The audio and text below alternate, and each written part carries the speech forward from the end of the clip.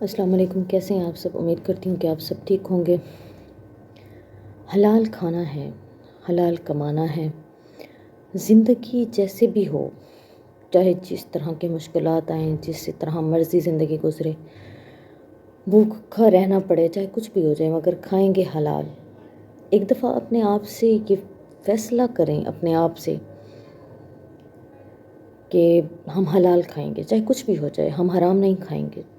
چاہے بچے بھوکے بیٹھے رہیں، چاہے کھانا ایک ٹائم کا ہو، دوسرے ٹائم کا نہ ہو، لیکن ہم کھائیں گے حلال، حرام نہیں کھائیں گے۔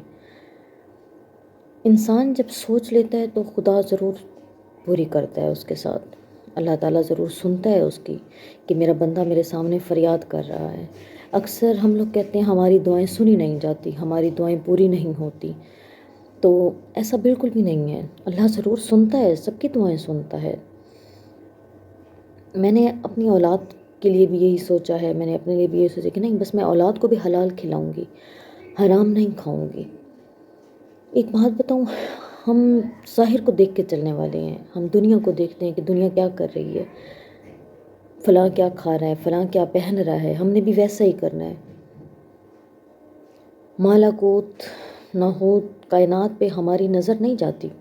ہم نے کبھی سوچے کہ اللہ تعالیٰ نے انسان کو پیدا کیا ہے، اللہ تعالیٰ نے انسان کے لیے کیا فضائل بنائے ہیں، کیا طریقہ بنایا ہے، زندگی گزارنے کا کیا طریقہ بتایا ہے ہمیں؟ ہم نے کبھی اسلام کے مطابق زندگی گزارنے کا فیصلہ کیا ہے؟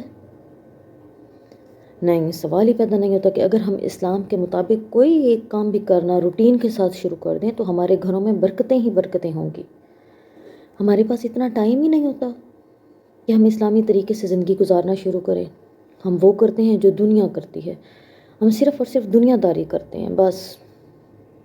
ایک دفعہ میں اپنے پیر و مرشد کے پاس گئی اور میں نے عرض کیا کہ حضور کچھ ایسا وظیفہ بتائیں کہ گھر میں برکتیں ہوں، حلال کا کھانا آئے جو میں بھی کھاؤں اور میں اپنے بچوں کو بھی کھلاؤں۔